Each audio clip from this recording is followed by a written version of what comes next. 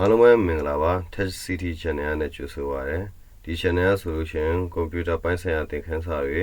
ဖုန်းပိုင်းဆိုင်ရာသင်ခန်းစာတွေကိုဗီဒီယိုနဲ့တကွလွယ်ကူရွှင်စွာတင်ဆက်ပေးတဲ့ channel ပဲဖြစ်ပါတယ်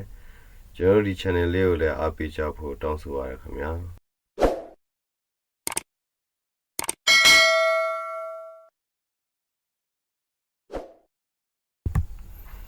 အားလုံးပဲမင်္ဂလာပါသင်ခန်းစာ400နဲ့ပြန်လည်ကြိုဆိုပါရစေကျွန်တော်ဒီတစ်ခါမျှဝေပေးမှာတော့ကျွန်တော်တို့ဒီကthis PC ပေါ့နော် this PC အကြောင်းလေးကိုကျွန်တော်ရှင်းပြပေးသွားမှာဖြစ်ပါတယ်ဒါဆိုလို့ရှိရင်တော့ကျွန်တော်ဒီ this PC ကိုဝင်ဖို့အတွက် double click ပေါ့နော်နှစ်ချက်နှိပ်လိုက်ပါဟုတ်ကဲ့ဒါဆိုလို့ရှိရင်တော့ကျွန်တော်ဒီနေ့မျှဝေပေးမှာတော့ဒီဘေးနားလေးဟာတွေပေါ့နော်ဒီ desktop download document တို့အဲ့ဒီ pen ဘေးနားလေးဟာအကြောင်းလေးကိုကျွန်တော်ရှင်းပြသွားမှာဖြစ်ပါတယ်ကျွန်တော်ပထမဆုံးအနေနဲ့ကျွန်တော်ဒီ desktop အကြောင်းပေါ့နော်ဒီ desktop ဆိုလို့ရှိရင်အဲ့ desktop လေးကိုတစ်ချက်နှိပ်လိုက်ပါဒါဆိုလို့ရှိရင်ဒီမှာပေါ်နေပါလိမ့်မယ်ဒီဟာတွေကဘာတွေလဲဆိုလို့ရှိရင်တော့ကျွန်တော်ဒီမျက်နှာပြင်ပေါ်မှာမြင်နေရတဲ့ဒီ desktop ပေါ်မှာမြင်နေရတဲ့icon လေးတွေအကုန်လုံးပေါ့နော် icon တွေအပါအဝင်ဗီဒီယိုပဲဖြစ်ဖြစ်တခြင်းပဲဖြစ်ဖြစ်ဓာတ်ပုံပဲဖြစ်ဖြစ်ကျွန်တော်အဲ့ဒါလေးကိုကျွန်တော်တို့ဒီနားမှာဒီ desktop ဆိုတဲ့နေရာလေးကဒီမှာအကုန်လုံးပြပေးတာပဲဖြစ်ပါတယ်ပြီးတော့ကျွန်တော်ဒီဟာ download ပေါ့နော်ဒီ download ကြတော့ဒီ download တစ်ချက်နှိပ်လိုက်ပါဒီ download ကြတော့ဗာလဲဆိုလို့ရှင်တော့ကျွန်တော်တို့ဒီ line ပွားနဲ့ download လုပ်တဲ့ဟာတွေပေါ့နော်အဲ့ဒါလေးတွေကိုသင်ပေးတဲ့နေရာလေးဖြစ်ပါတယ်ကိုဘာပဲ download ဆွဲကျွန်တော်ဒီနေရာလေးမှာသူ့ဘာသာသူလာတင်သွားမှာဖြစ်ပါတယ်ပြီးတော့ဒီနားလေးကdocument ပေါ့နော်ဒီ document ဆိုလို့ရှိရင်เนาะကျွန်တော်တို့ document တွေကဒီကွန်ပျူတာအခြေခံတင်တဲ့ဟိုဆိုင်မှာတော့တက်ဖူးတဲ့သူတွေကသိပါလိမ့်မယ်ဒါကဘာလဲဆိုလို့ရှိရင်เนาะဆရာတွေကအများကြီးပြောနေကြရှိတယ်တခုခုphoto Microsoft Word ပဲဖြစ်ဖြစ် Excel ပဲဖြစ်ဖြစ် PowerPoint ပဲဖြစ်ဖြစ်ပေါ့နော်သူတို့ကတခုအဲ့ဒါလေးကြီးခန်းလုပ်ပြီးခါမှာကျွန်တော်တို့save လုပ်ခိုင်းပြီဆိုလို့ရှိရင်တော့ document မှာတွားပြီးတော့ save လုပ်ပါ document မှာတွားပြီးတော့ save လုပ်ပါအဲ့လိုခန်းကပြောတတ်ကြတယ်ဒါကို document ပေါ့နော်ဒီမှာဘာတွေရှိမလဲဆိုလို့ရှိရင်တော့ကျွန်တော်ဒီမှာ automatic ပေါ့နော်ကျွန်တော်ဒီမှာဆိုလို့ရှိရင်တော့ဒီ power director ပေါ့နော် power director တွေဆိုလို့ရှိရင်ကျွန်တော်တို့edit လုပ်မယ် power director နဲ့ edit လုပ်မယ်လုပ်ပြီးတာနဲ့ကျွန်တော်ဒီတိုင်းကျွန်တော်ဗီဒီယိုထုတ်လိုက်မယ်ပေါ့နော်ဗီဒီယိုထုတ်လိုက်မယ်ဆိုလို့ရှိရင် automatic ဒီကိုလာပြီးတော့ save လုပ်ပေးသွားမှာဖြစ်ပါတယ်ဒီ document ထဲမှာပေါ့နော်အဲ့လိုပဲကျွန်တော်ဒီဟာတွေကိုလည်းဒီတခြားဟာတွေပေါ့နော်ကျွန်တော်တို့ဒီဟို sound recording လို့ပါလို့ဆိုလို့ရှိရင်လည်းကျွန်တော် sound recording အတိုင်းတွေပါဖမ်းနေဆိုလို့ရှိရင်လည်းသူက automatic ဒီdocument မှာလာပြီးတော့တင်ပေးတာဖြစ်ပါတယ်ပြီးတော့ကျွန်တော်တို့ကွန်ပျူတာထဲမှာဇာပြသုံးတယ်ဆိုလို့ရှိရင်လည်းဒီဇာပြနဲ့ပတ်သက်တဲ့ဟာဇာပြနဲ့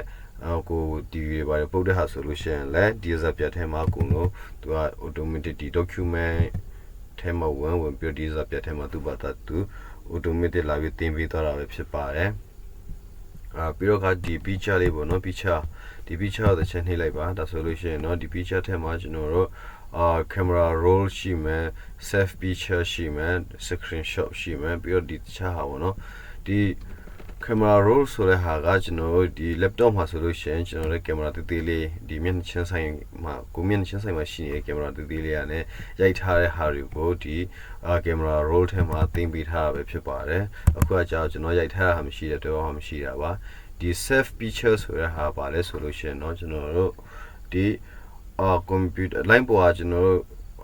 ဓာတ်ပုံတွေပါကျွန်တော်ကြိုက်တဲ့ဟာကိုကျွန်တော်တို့ကsave လုပ်ထားတာဟာပေါ့เนาะsave လုပ်မယ်ဆိုလို့ရှိရင်เนาะဒီနေရာကိုကိုယ်လုံးဝင်လာပဲဖြစ်ပါတယ်ပြီးတော့ဒီ screenshot ပေါ့เนาะဒီ screenshot ဒီ computer မှာတကယ်လို့များ screenshot ရိုက်နေမသိသေးဘူးဆိုလို့ရှိရင်ကျွန်တော် screenshot ရိုက်နေလေးကိုတစ်ချက်အရင်ပြောပြလိုက်မယ်เนาะဒါဆိုလို့ရှိရင်ဒီဟာလေးကိုminimize နဲ့ကျွန်တော်တင်လိုက်မယ်เนาะဒီ minus ပုံစံလေးနဲ့အကြတော့ minimize လို့ခေါ်ပါတယ်ဒီဟာတစ်ချက်နှိပ်ရဆိုလို့ရှိရင်ဒီအောက်ကိုဒီလိုမျိုးကျုံဝင်သွားတာပေါ့เนาะပြန်ပြီးတော့ပေါ်တင်ချင်တယ်ဆိုလို့ရှိရင်သူရဲ့ဒီမှာfolder လေးမှာထောက်ပြီးတော့ mouse လေးနဲ့တော့ထောက်ပြီးတော့အဆုံးနောက်ဖွင့်တဲ့နေရာကိုတစ်ချက်ပြန်နှိပ်လိုက်လို့ရှိရင်သူပြန်ပွင့်သွားပါတယ်ဒါဆိုလို့ရှိရင်ဒါလေးကိုတစ်ချက်နှိပ်လိုက်မယ်ဒါဆိုလို့ရှိရင်တော့ကျွန်တော်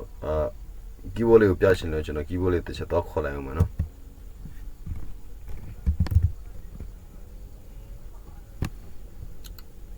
on screen keyboard okay ဒါဆိုလို့ရှိရင်ကျွန်တော်တို့ ဒီကွန်ပျူတာမျက်နှာပြင်ကိုကျွန်တော်တို့screenshot ရိုက်ချင်တယ်ဆိုလို့ရှိရင်ဘယ်လိုရိုက်ရလဲဆိုလို့ရှိရင်เนาะဒီဟာလေးပေါ့เนาะဒီဟာလေးကကျွန်တော်တို့window key လို့ခေါ်ပါတယ်ဒီ window key ကိုတစ်ချက်နှိပ်ပြီးခါမှမလွတ်နဲ့เนาะဒီ window key ကိုဖြီပြီးခါမှကျွန်တော်တို့ဒီမှာPRTSCN ဆိုတဲ့ဟာလေးကို window key လေးကိုဖြီးပြီးတော့ဒီကောင်လေးကိုတစ်ချက်နှိပ်လိုက်ဒါဆိုလို့ရှိရင်เนาะဆွမ်းနာတွေ့ရမလားဟိုနည်းနည်းမှိန်သွားတယ်ဒါဆိုလို့ရှိရင်တော့သူကဒီကွန်ပျူတာရဲ့ screen ကိုသူက screen shot ရိုက်လိုက်တာပေါ့နော်အဲ့လိုရိုက်နေလေးဖြစ်ပါတယ်ဒါဒီ window key ကိုဖိထားမလွှတ်နဲ့နော်ဖိထားပြီးခါမှကျွန်တော်ဒီဟာလေးကိုတစ်ချက်နှိပ်ဒါဆိုလို့ရှိရင်တော့ screen shot ရိုက်ပြီးသွားပြီဒါဆိုတော့ကျွန်တော်ရိုက်တဲ့ဟာလေးကျွန်တော်တစ်ချက်သွားကြည့်မယ်နော်ဒါဆိုလို့ရှိရင်ဒီမှာ screen shot ဒီမှာကျွန်တော်ရိုက်လိုက်တဲ့ screen shot ပေါ့နော်ဒီဟာလေးကကျွန်တော်ရိုက်လိုက်တဲ့ screen shot ဖြစ်ပါတယ်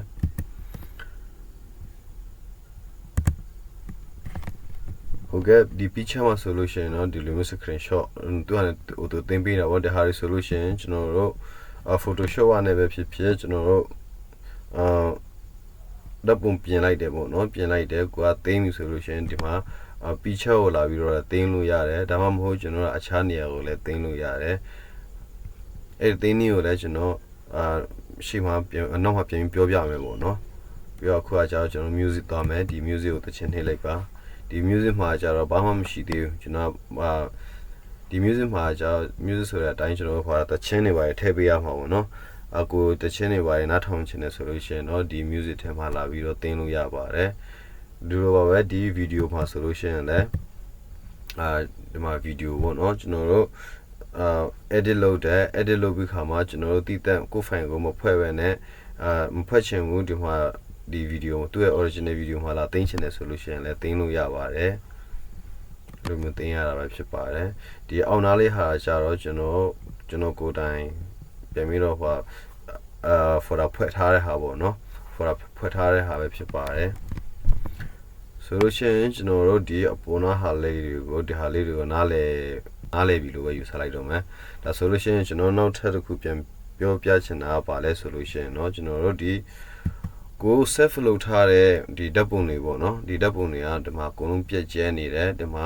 တစ်ခုနဲ့တစ်ခုမတူဘူး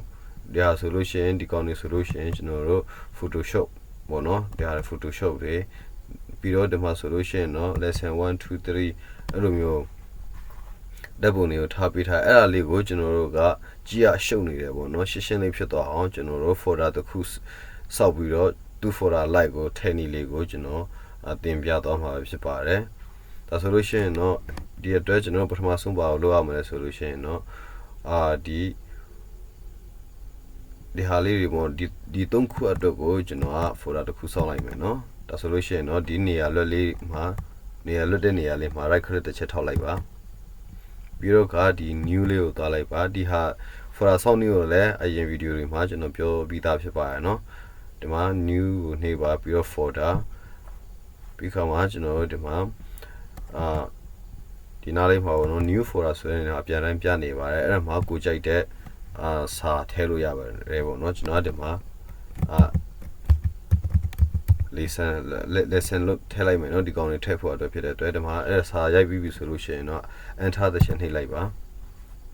ပြီးတော့ကျွန်တော်တို့ဟာဒီဟာ၃ခုကိုထည့်ချင်တာဖြစ်တဲ့အတွက်ကျွန်တော်ဒီဟာကို select လုပ်ဖို့လိုပါတယ် select ဘယ်လိုလုပ်ရမလဲဆိုလို့ရှိရင်เนาะကျွန်တော်တို့ဒီကွန်ပျူတာကျွန်တော်တို့ကြိုက်တဲ့ကွန်ပျူတာကျွန်တော်တို့ကြိုက်တဲ့ဓာတ်ပုံပေါ့เนาะ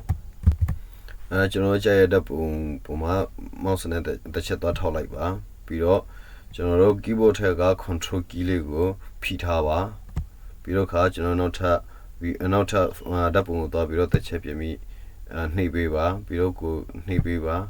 ပြီးတော့ကိုတခြားဘာလို့သေးမလဲဆိုလို့ရှိရင်เนาะကျွန်တော်တို့ဒီဟာလေးတွေပေါ့เนาะဒါလေးတွေထည့်ချင်တယ်ဆိုလို့ရှိရင်လည်းဒီလိုကိုကြိုက်တဲ့ဟာကိုဒီလိုထည့်လို့ရပါတယ်တကယ်လို့များအဲ့ဒါကိုကဒီဟာ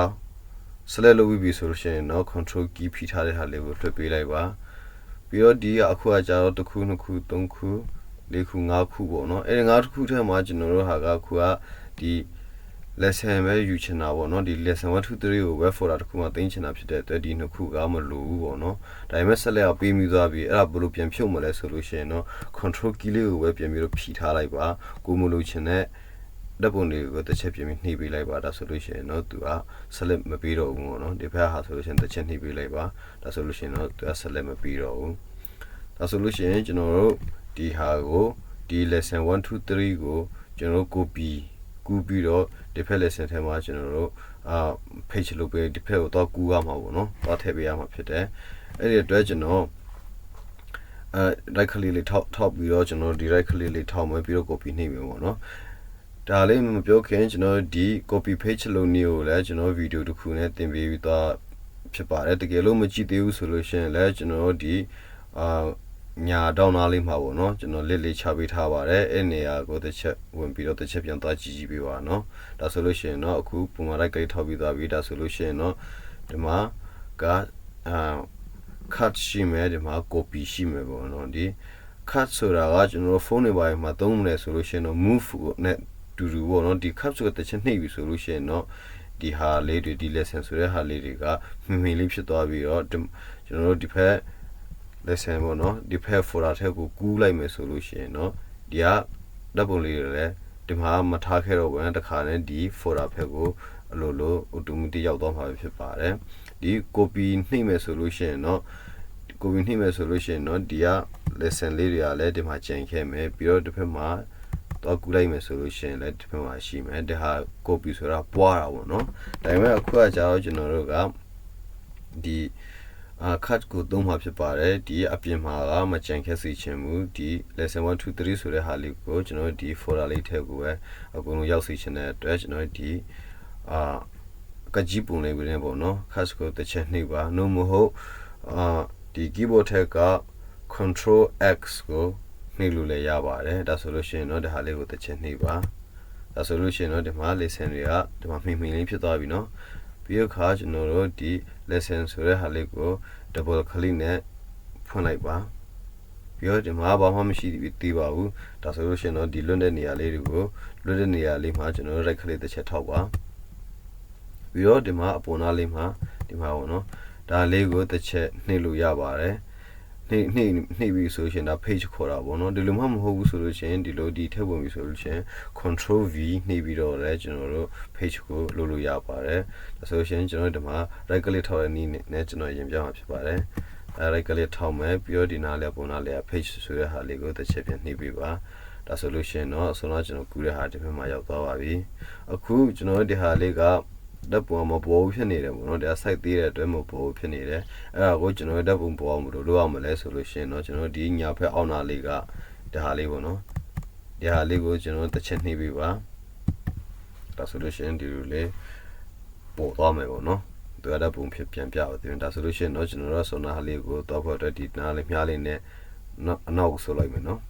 ဒါဆိုလို့ရှိရင်တော့ကျွန်တော်ဒီ lesson အဆုံးကျွန်တော်တွေ့ရတဲ့ဟာတွေကိုမရှိတော့ပါဘူးဒီထဲကိုအကုန်လုံး move လုပ်လိုက်တာပေါ့เนาะ cut လုပ်လိုက်တာပေါ့ဒါဆိုလို့ရှိရင်တော့ကျွန်တော်တို့ဒီနာအခုနောက်တစ်ခုပြန်လုပ်မယ်ဒီ Photoshop နဲ့ပတ်သက်တဲ့ဟာတွေကို folder တစ်ခုစောက်ပြီးတော့ကျွန်တော်တို့ပြန်သိမ်းမယ်ဒါဆိုလို့ရှိရင်ဒီလွတ်တဲ့နေရာလေးကို right click ထောက်မယ်ပြီးတော့ new ကိုသွားမယ်ပြီးတော့ folder ကိုရွေးမယ်ဒီမှာကျွန်တော်ဒီအတူကောက်နေပဲရေးတော့မယ်เนาะ PSD Photoshop ပေါ့เนาะ Photoshop လေး PSD ဆိုပြီးတော့ enter နှိပ်လိုက်ပါအစောနာအတိုင်းပဲကျွန်တော်တို့ဒီဟာတွေကိုတဲ့ဟာကိုကြိုက်တဲ့နေရာတစ်ချက်ထောက်ပါကိုယူမယ်ညာပြီးတော့ခါ control key လေးဖြီးထားပါဖြီးထားပြီးတော့ mouse လေးနဲ့ကိုကြိုက်တဲ့နေရာကိုရွေးပြီးတော့ရောက်ပြီဆိုရင်တစ်ချက်နှိပ်ပ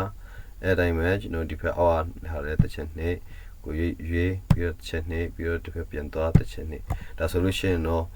့ကျွန်တော်ကြိုက်တဲ့ file လေးတွေကိုselect လုပ်ပြီးတော့ရပြီဒါဆိုလို့ရှိရင်တော့ဒီမှာ control x နဲ့လဲယူလို့ရတယ်ပြီးတော့ဒါမှမဟုတ် right click ထောက်ပြီးတော့ဒီကတ်ကြီးပုံလေးထဲက cut ပေါ့နော်ဒါလေးကိုတစ်ချက်နှိပ်ပြီးတော့ကျွန်တော်ဒီဟာ PSD ဆိုတဲ့ folder လေးကိုဖွင့်ပြီးမှအထက်ရောက်ပြီဆိုလို့ရှိရင်ကျွန်တော်ဒီမှာ control v နဲ့ page ကူးလို့ရတယ် page ကူးလို့ရတယ်လို့ကျွန်တော်တို့ဒီမှာ right click ထောက်ပြီးတော့ဒီဟာလေးကို page ပေါ့နော်အဲ့ဒါလေးကိုတစ်ချက်နှိပ်ဆိုလို့ရှိရင်တော့သူကသူ့လိုဒီမှာရောက်သွားမှာဖြစ်ပါတယ်အခုကဒီလိုမျိုးဒါကြတော့ဓာတ်ပုံမပါတဲ့ဒီတိုင်းထားလို့ရှင်လည်းရတယ်ဒါကအစောနာလို့အကြီးချက်ရှင်နေဆိုလို့ရှင်တော့ဒီညာ ပေးနာလေးတောင်းလေးမှတစ်ချက်တော့ပြီးတော့နှိပ်ပေးဒါဆိုလို့ရှိရင်တော့ဒီတိုင်းဘောကအကြီးဖြစ်ပေါ်လာမှာဖြစ်ပါတယ်ဒါဆိုရှင်ကျွန်တော်တော့ပြန်ဆုံးမယ်ပြီးတော့ခါဒါလေးတွေပေါ့နော်လက်ကျန်လေးတွေကိုကျွန်တော်ဒီဟာကျန်တဲ့ဟာလေးတွေကို folder တစ်ခုအနေနဲ့ကျွန်တော်တို့ပြန်ပြီးတော့ဆောင်ပေးလိုက်မယ်ပေါ့နော်ဒါဆိုလို့ရှိရင်တော့ဒီလွတ်တဲ့နေရာလေးမှာ right click ပြန်ထောက် new ပြီးတော့ folder သွား folder ပြီးတော့ဒီမှာကကြတော့ကျွန်တော်ဒီဟာဘယ်လိုထားပြီးကောင်းမလဲဒီဟာကျတော့မျိုးတွေကမတူတော့ဘူးပေါ့နော်ဒါဆိုလို့ရှိရင်ကျွန်တော် cover လို့ပဲထားလိုက်တော့မယ်နော် cover လို့ရေးပြီးလို့ရှိရင်အထက်ခောက်ပြီးတော့ဒီမှာကျွန်တော်တို့မတူတဲ့ဟာတွေဒီဟာအကုန်လုံးကိုထည့်ချင်တဲ့အတွက်ဒါအစွမ်းနာလိုပဲကျွန်တော်တို့ control key လေးနှိပ်ပြီးတော့ဒီလိုတစ်ခုပြီးတစ်ခုရွေးလို့ရတယ်နော် control လေးဖိထားဒီမှာတစ်ခုပြီးတစ်ခုရွေးလို့ရတယ်ပြီးတော့အဲ့လိုမှမဟုတ်ဘူးဆိုလို့ရှိရင်ဒီမှာကကျွန်တော်တို့ဒီမှာအကုန်လုံးကိုဒီတစ်ဖက်အကုန်လုံးတွေပေါ့နော်တစ်ဖက်အကုန်လုံးတွေကိုရွေးတတိုင်းထက်ဖြစ်တဲ့အတွက်ဘယ်လိုတစ်ခါတည်းနဲ့ဆက်လက်လို့ရလဲဆိုလို့ရှိရင်เนาะဒီမှာတစ်ချက်ဒီဟာလေးပေါ့နော်ဒီပုံလေးကိုတစ်ချက်နှိပ်ပေးပြီးတဲ့ခါကျတော့ keyboard ထဲက shift key လေးကိုဖိထားဖိပြီးတော့ဒီနောက်ဆုံးနေရာလေးကိုတစ်ချက်ပြန်ပြီးတော့ click တော့လုပ်လိုက်ဒါဆိုလို့ရှိရင်တစ်ခါနဲ့သူက select ပြီးသားဖြစ်တယ်ဒါဆိုလို့ရှိရင်တော့ကျွန်တော် right click လေးထောက်မယ်ပြီးတော့ဒီမှာ cut ပြီးတော့ကျွန်တော်ဒီ cover ဆိုတဲ့နေရာမှာဖွင့်မယ်ပြီးတော့ဒီမှာ right click လေးထောက်မယ် copy โอเคဒါဆိုလို့ရှိရင်ဆွမ်းနာအတိုင်းပဲဒီနားလေးမှာကျွန်တော်ကြည့်ပြန်ချက်မယ်မြင်ရအောင်ပေါ့နော်ပြီးတော့နောက်ပြန်စုံမယ်ဒါဆိုလို့ရှိရင်ကျွန်တော်တို့အဆွမ်းနာကပြက်ကျင်းနေတဲ့ဟာထက်ဒီလိုမျိုး folder လေးနဲ့ထားလိုက်တော့ကျွန်တော်ဟိုမျက်စိနောက်လည်းတက်တာတယ်ပို့ပြီးလဲဟိုကြည့်လို့ကောင်းသွားတာပေါ့နော်โอเคဒါဆိုလို့ရှိရင်တော့ကျွန်တော်တို့ခုဟာကဒီနားလေးဟာဒီ desktop တို့ download document တို့ picture music video တွေအကြောင်းနဲ့ကျွန်တော်ဆိုနာပြည့်ကျင်းနေတဲ့ file တွေကိုselect လုပ်ပြီးတော့folder select လုပ်ပြီး folder တစ်ဆောက်မယ်ဆောက်ပြီးတော့အဲ့ folder ထက်ကိုတည်တည်တင်းတင်းလေးပြန်ထည့်မယ်ပေါ့နော်ဒါဆိုလို့ရှိရင်တော့ကြည့်ရတာလည်းတက်တာသွားတယ် copy paste လုပ်နည်းကိုလည်းဆိုနာကျွန်တော်ပြောခဲ့တဲ့အတိုင်းလက်ချထားပြီးခဲ့တယ်အဲ့ဒါလေးကိုလည်း copy paste ကိုလည်းတစ်ချက်ပြန်ပြီးသွားကြည့်ပေးပါပေါ့နော်ဒါဆိုလို့ရှိရင်တော့ဒါလေးတွေကိုနားလည်မယ်ထင်ပါတယ်နော်ဒီမှာ solution เนาะ lesson solution သူဟာနဲ့သူရှိပြီးဖြစ်တဲ့အတွက်မရှုပ်တော့ဘူးကျွန်တော်တို့ပြန်သုံးချင်တဲ့ solution လဲအဲ့ဒါလေးကိုအလွယ်တကူလာပြီးတော့ရှာလို့လည်းရတယ်เนาะအစောနာလို့ပြည့်ကျင်းနေမယ်ဆိုလို့ရှိရင်เนาะကြည့်ရလဲရှုပ်တယ်ကောင်းလဲရှုပ်တယ်ပေါ့เนาะဟုတ်ကဲ့ဒါဆိုလို့ရှိရင်เนาะ lesson 4မှာ solution เนาะဒီလောက်ပါပဲဟုတ်ကဲ့ပါခုလိုဗီဒီယိုကိုစောင့်ကြည့်ပေးတဲ့အတွက်အထူးကျေးဇူးတင်ပါတယ်နောက်သင်ခန်းစာ9မှာပြန်လဲဆုံပါမယ်အားလုံးကျေးဇူးတင်ပါတယ်ခင်ဗျာ